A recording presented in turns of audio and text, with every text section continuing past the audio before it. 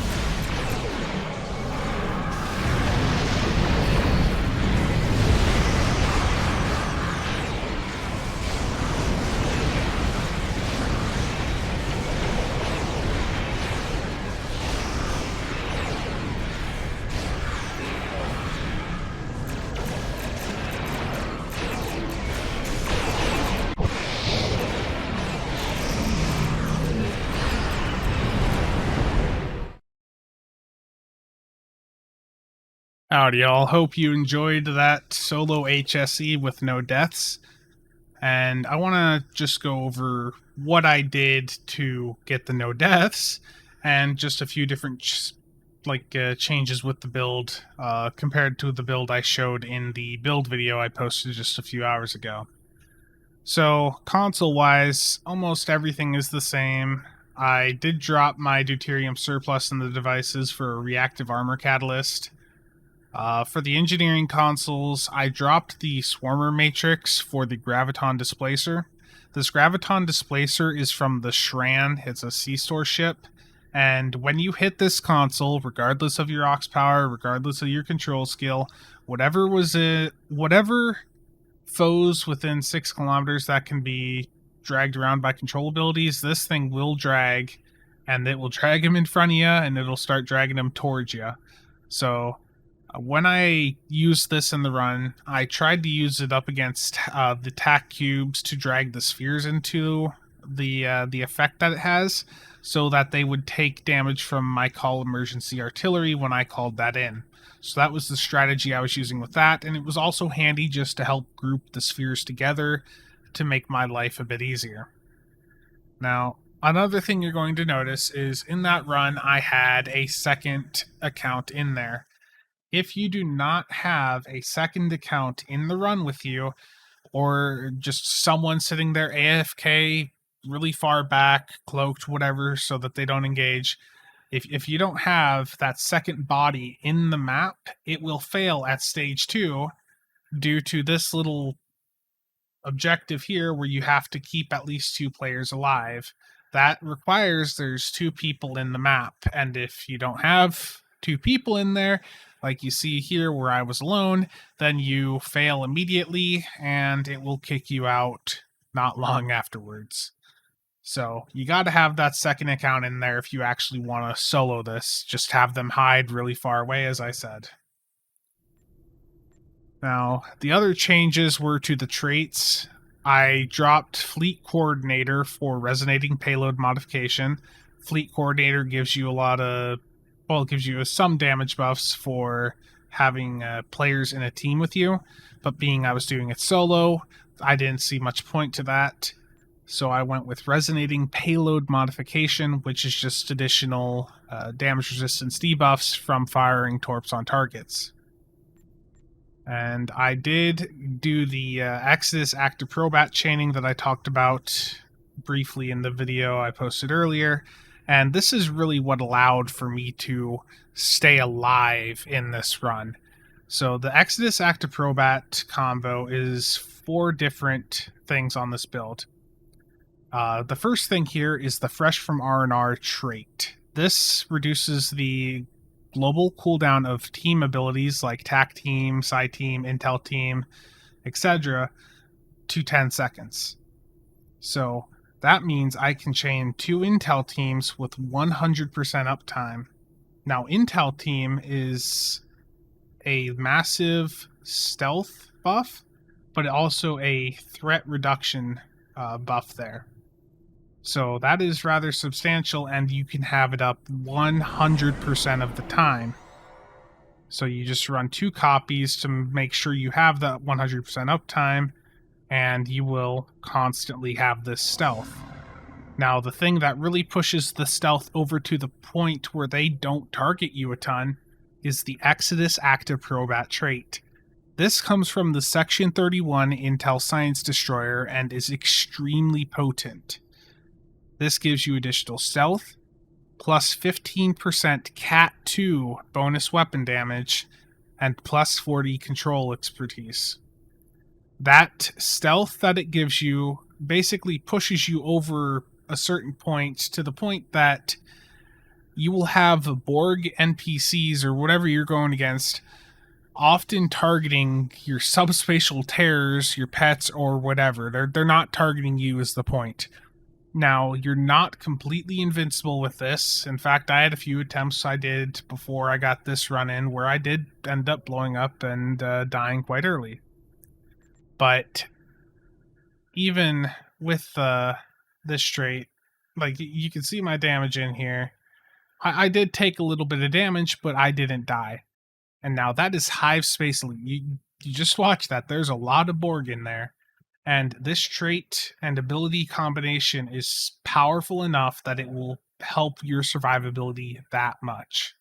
So if you could pick up the Section 31 Intel Science Destroyer on your Fed, or if you're a Klingon, you can still get the trait fairly cheap off the exchange in one of the cross-faction boxes. I think they're still under 100 million.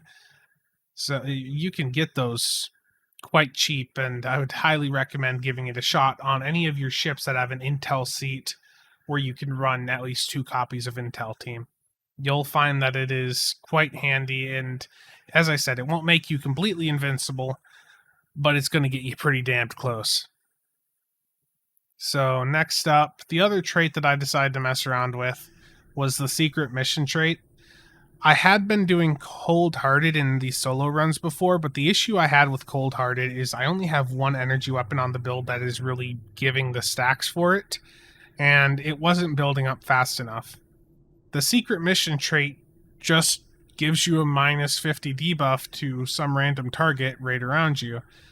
So with these HSC solo runs, you're wanting to pull a target away from the group if possible, which you see me do at points, and to that you can focus on them. And this trait will then give you a debuff if they're the only nearby target, which you can use to really take them out a bit faster. So that is a really nice trait to have here, and this is off of the Section 31 battle cruiser. And I think that is it for the changes to the build itself. Oh, I did drop, being this is HSE and you don't really need a ton of maneuverability, I dropped the deuterium surpluses for reactive armor catalyst just for if I needed that extra healing. And I dropped the emergency power to engines to structural integrity collapse 1. And I replaced the emergency con hologram with a projectile crit severity doff. So that was the changes made to this build. And now for the parse. I will have this parse linked down in the description. I'll just have it hosted on my Dropbox. If you want to go check it out in more detail, then go for it. I wasn't really going for a DPS record here. This was more of just a goal to see if I could do it without dying. And I met that goal. This was a solo HSE run without a death. So I met my goal here. It was honestly much easier than I expected it to be. I expected this to be a bit more challenging, but we're at the state with power creep now where, unfortunately, content in this game is not really holding up well against the min-max builds that we currently are using. So if you want to check out the parse, look at the detailed breakdown of what did damage for me, then it'll be linked down below, but it's not going to be anything special. The target debuff was not really that great. But yeah, I wasn't doing this for a DPS record. This was just for fun. So that is it for this video. Thank you all for watching. I hope you enjoyed it. It was a fun little challenge for me, though I wish it would have been just a little bit more challenging. This was basically the 5th attempt. The first few I died early on, and then I had the run you saw there where I failed because I was the only person in there. So yeah, it was too easy, I would say, unfortunately. I would love to have harder elite content. But yeah, once again, thank you for watching, and I will see you all next time.